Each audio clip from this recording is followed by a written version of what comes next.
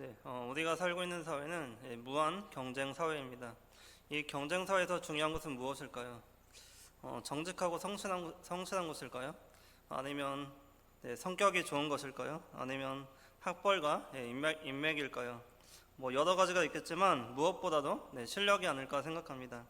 요즘같이 자기 PR 시대에는 자신의 실력을 드러내는 일이야말로 경쟁 사회에서 살아남는 유일한 방법이라 할 수 있습니다. 지금은 겸손이 미덕인 시대가 아닙니다. 예전 같으면 겸손한 사람을 최고로 쳤지만 지금은 자신을 드러내는 사람을 능력 있는 사람이라고 생각하는 시대입니다. 그렇게 우리가 살고 있는 이 사회에서 성공하기 위해서는 자신을 드러내야 합니다. 그래서 그런지 요즘 사람들은 다른 사람들을 의식하기보다는 자기 자신에게 집중합니다. 내가 무엇을 먹고 내가 무엇을 입고 내가 어디에 사는지를 중요하게 생각합니다. 인생의 모든 초점이 자기 자신에게 맞추어져 있습니다. 이것을 다른 말로 개인주의라고 합니다. 한마디로 개인의 자유와 권리를 주장하고 또 개성을 드러내기를 좋아하는 사람이 바로 개인주의자입니다. 여기서 한 걸음 더 나아가면 이기주의자가 됩니다. 나의 자유와 권리를 위해서 다른 사람에게 피해를 입히고 또 나의 개성을 드러내기 위해서 다른 사람의 개성을 무시하는 것이 바로 이기주의입니다.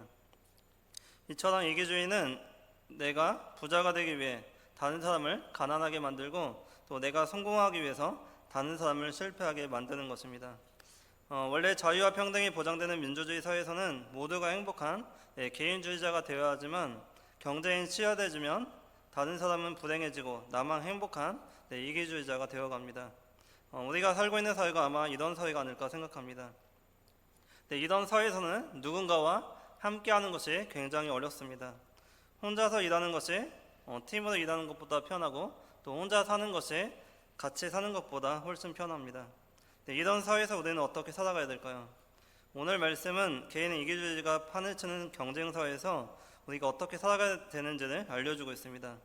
전도서 4장 9절 말씀해 보시면 두 사람이 한 사람보다 나음은 그들이 수고함으로 좋은 상을 얻을 것입니다. 두 사람이 한 사람보다 낫다고 말씀합니다.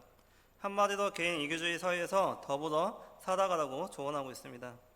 솔로몬이 살고 있었던 그 당시 사회도 개인 이기주의로 가득한 사회였습니다. 전도서 4장 4절 말씀에 나오는 것처럼 시기심에 의해서 일하고 시기심에 의해서 성공하던 시대가 바로 그 시대였습니다. 단지 남들을 따라잡기 위해서 노력한 것이 아니라 남들보다 앞서가기 위해서 노력했습니다. 그들은 재물을 보고 부자가 되는 일에만 관심이 있었습니다. 너무나 치열한 경쟁 사회였기 때문에 내 옆에 사는 이웃이 누구인지 알지 못했고 또 그 이웃이 무엇이 필요한지도 관심조차 없었습니다.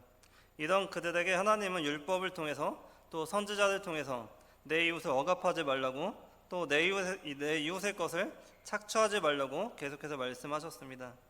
특별히 오늘 말씀 8절 말씀에 나오는 한 가지 예화를 통해서 개인의 이기주의 사회가 어떤 사회인지를 우리에게 분명하게 알려주고 있습니다. 8절 말씀해 보시면 어떤 한 사람이 나옵니다. 이 사람은 아들도 없고 형제도 없고 혼자입니다. 그는 대단히 수고하지만 행복하지 못하고 불행합니다. 아마도 이 사람은 부자였던 것 같습니다. 이 사람은 자신을 위해서 재물을 모으는 것이 삶의 유일한 목적이었고 이를 위해서 모든 관계를 단절했습니다.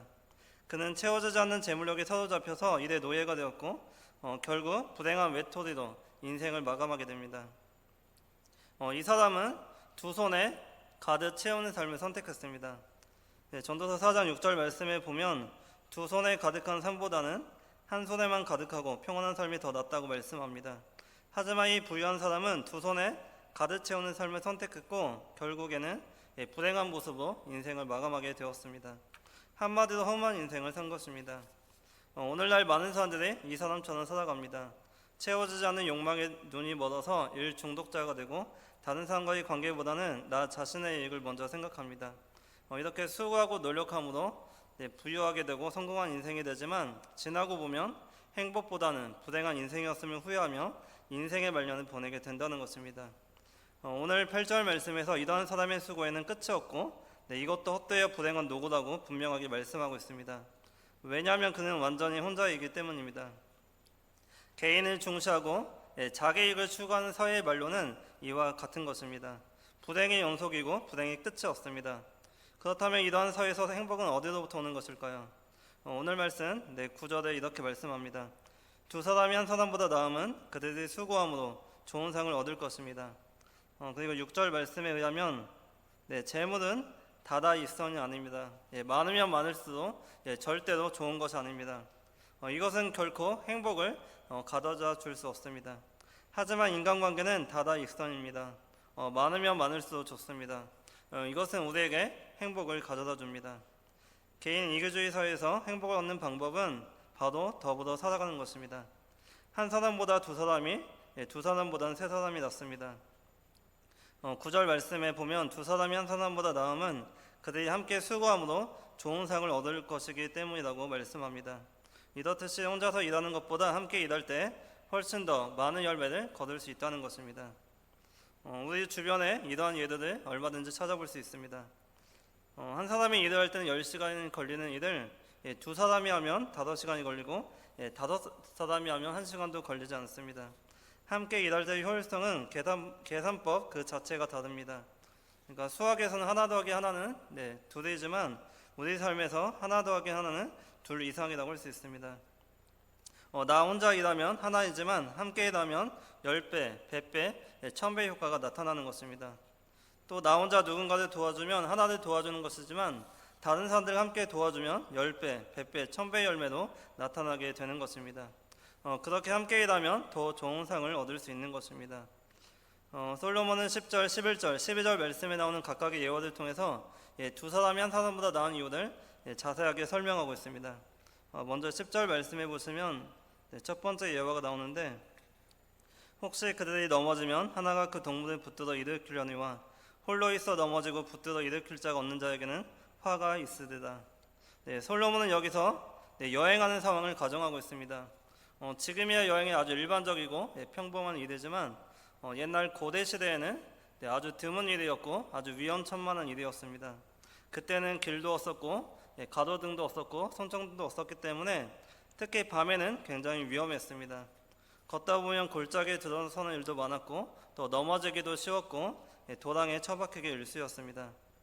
여기저기 구덩이가 있고 또 짐승을 잡으려고 파놓은 함정들도 있었습니다. 따라서 혼자 여행하는 것은 아주 위험했습니다. 그러나 두 사람이 함께 여행을 하면 상황이 달라집니다. 둘 중에 한 사람이 위험에 처하면 서로 도와줄 수 있었기 때문입니다. 두 사람이 함께하기에 서로 도우며 함께 살아남을 수 있었습니다. 그러나 혼자서는 결코 위험에 빠지면 살아남을 수 없습니다. 그렇게 두 사람이 한 사람보다 나은 것입니다. 또 11절 말씀에 두 번째 예화를 보시면 또 두 사람이 함께 누우면 따뜻하려니와 한 사람이면 어찌 따뜻하랴. 여기에서도 여행하는 상황을 가정하고 있습니다. 옛날 고대시대 여행자들은 야외에서 밤을 보내는 경우가 많았다고 합니다. 그러니까 창세기도 읽어보시면 야곱이 형 에서를 피해서 북쪽으로 도망가는 중에 밤이 깊어서 야외에서 돌을 베개 삼아 잠을 자는 장면을 보게 됩니다. 그 당시에 사람들은 침낭이나 담요를 갖고 다니지 않았기 때문에 덮을 거라고는 겉옷밖에 없었습니다. 아마 야곱도 추운 밤에 자신의 겉옷을 걸치며 추위를 견디어야 했을 것입니다.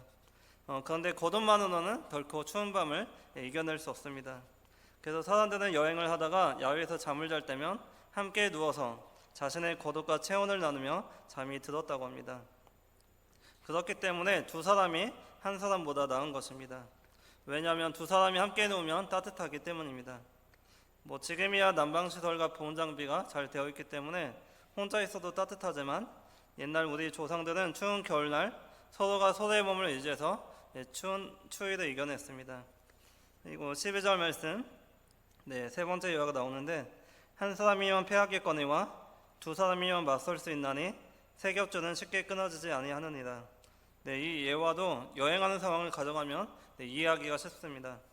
여행을 할 때 안전한 도시나 마을에서 멀어지면 강도를 만날 위험이 늘어납니다.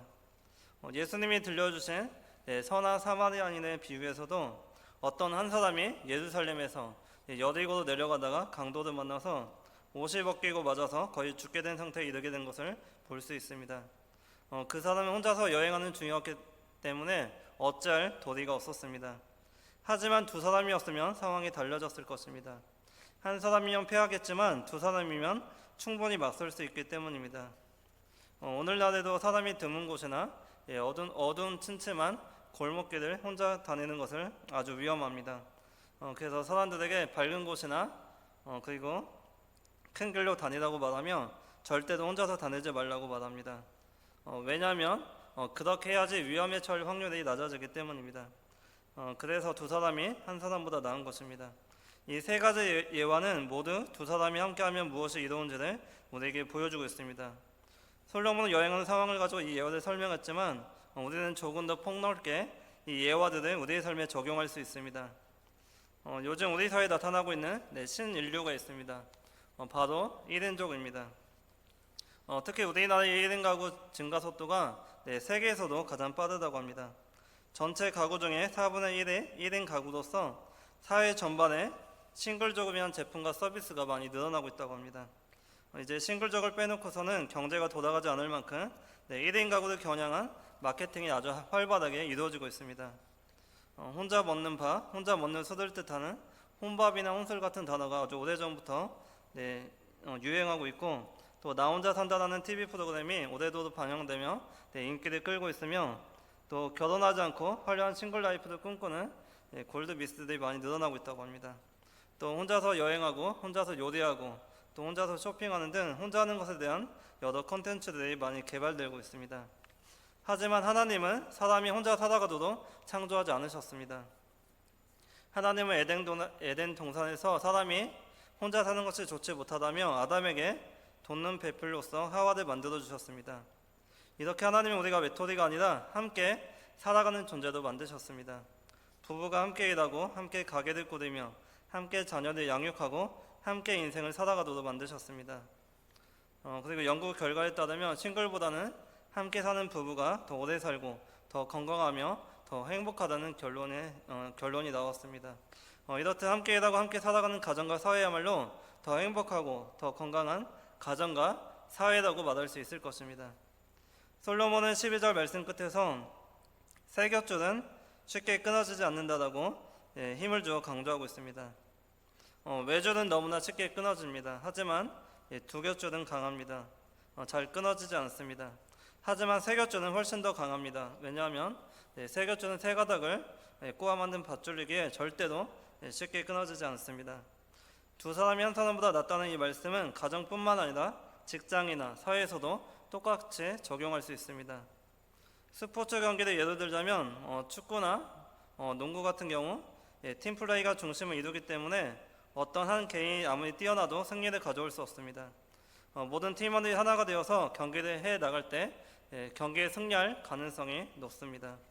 이것은 교회에서도 마찬가지입니다. 교회에서도 개개인의 인사를 활용해서 서로 보완하고 함께 협력하여 일할 때 교회는 더 건강하고 더 성장할 수 있는 것입니다. 이렇게 혼자서 일할 때보다 함께 일할 때 더 이점이 많은 것입니다.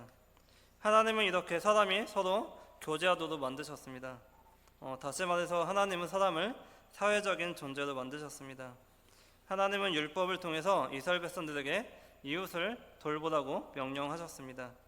특별히 내 이웃을 사랑하기를 내 자신과 같이 사랑하라고 말씀하셨습니다. 예수님도 우리가 이기적인 외톨이가 되지 말고 이웃을 돌봐야 한다고 거듭해서 말씀하셨습니다.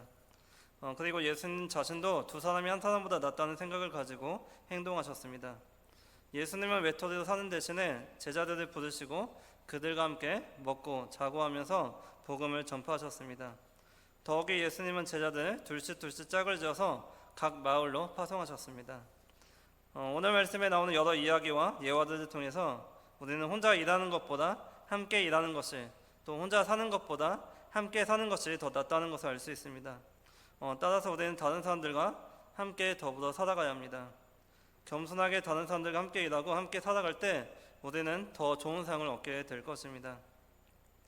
더불어 사는 삶은 결코 이상적인 삶의 방식이라 말할 수 없습니다. 이상적인 삶의 방식이 아닙니다. 우리의 모든 삶에서 이것이 가능합니다. 이것이 삶에서 가능하다는 것을 보여주신 선생님이 한 분 계십니다. 이분은 제가 고등학교 2학년 때 담임 선생님이셨는데 그분은 약간 특이한 교육 철학을 갖고 계셨습니다. 그분은 항상 혼자가 아니라 함께를 늘 강조하셨습니다. 혼자 공부하는 것이 아니라 함께 공부하고, 혼자 밥 먹는 것이 아니라 함께 밥 먹고, 무엇을 하든지 함께 하는 것이 중요하다고 알려주셨습니다. 그리고 이것을 말로만 강조하신 것이 아니라 실제 우리의 삶에서 그렇게 살아가도록 지도해 주셨습니다. 그런데 사실 공부라는 것은 누가 대신 해주는 것이 아니라 혼자 하는 것에 가깝습니다. 우리가 한 반에서 공부를 하더라도, 한 반에서 함께 모여 수업을 듣더라도 혼자서 공부하는 것에 불과합니다. 그래서 어떤 학교에서는 성적에 따라서 반을 나누고 수업하는 곳도 있지만, 대부분 반이라는 곳은 다양한 학생들이 모여서 함께 수업을 듣고 함께 공부합니다. 하지만 우리나라 교육 현실로 보자면, 반에서 함께 공부하지만 공부하는 주체는 자기 자신이라고 할 수 있습니다. 반에서도 성적으로 학생들의 서열을 매기고, 또 함께 공부하는 것이 아니라 혼자 공부해서 좋은 성적을 내야 하는 정쟁터에 가깝습니다. 그렇게 함께 공부한다는 개념은 더 이상 반을 나누는 목적이 될 수 없습니다. 하지만 고등학교 때 저희 반을 맡으셨던 담임 선생님은 반에 대한 애착이 남달랐고, 함께하는 공부에 대한 아주 진보적인 생각을 갖고 계셨습니다. 그때는 주 5일제가 아니라서 토요일 날도 학교에 갔었는데, 보통 토요일 날 학교에서 끝나면 동아리 활동을 하거나, 아니면 친구들과 놀러 가든지, 아니면 집에 가서 쉬는 경우가 많았습니다.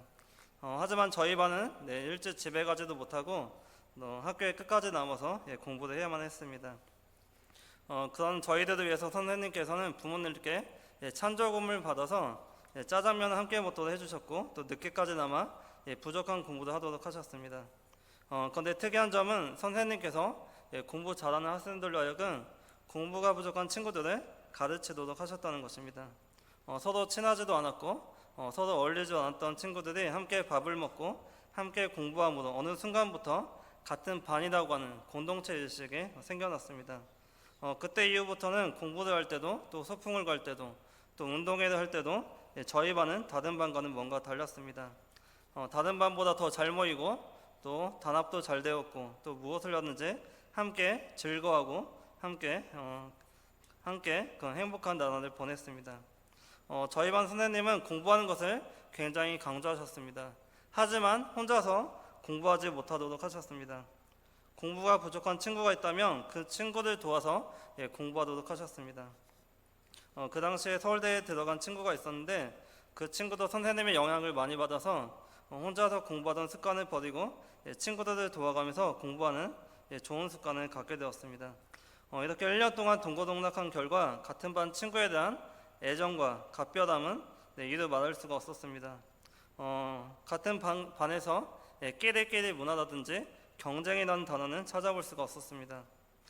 키가 크든 키가 작든, 잘생기든 못생기든, 공부를 잘하든 못하든, 또 집이 부유하든 가난하든 우리는 모두 친구가 되었습니다. 이렇게 고등학교 때 이런 경험이 제 인생에 큰 영향을 주었습니다.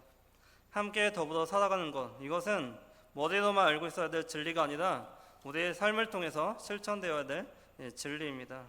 오늘 말씀에서도 두 사람이 한 사람보다 낫다고 분명하게 말씀하고 있습니다. 그리고 그들이 함께 수고함으로 더 좋은 상을 얻게 될 것이라고 분명하게 말씀합니다. 더불어 살아가는 삶은 결코 우리에게 손해를 끼치지 않습니다. 우리에게 더 큰 이익을 가져다 줍니다.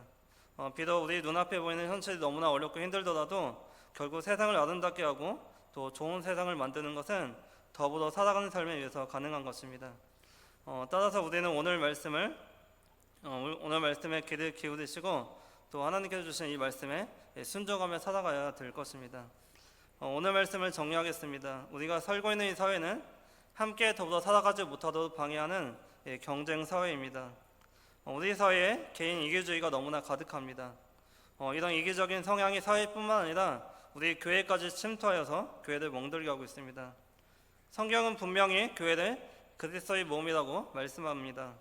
우리는 그 몸의 지체로서 함께 협력하고 함께 도우며 그리스도의 몸을 세워나가야 할 것입니다. 두 사람이 한 사람보다 나은 것처럼 우리는 가정에서, 직장에서, 또 사회에서, 교회에서 함께 더불어 살아감으로 더 좋은 열매를 맺으며 하나님께 영광을 돌려야 할 것입니다.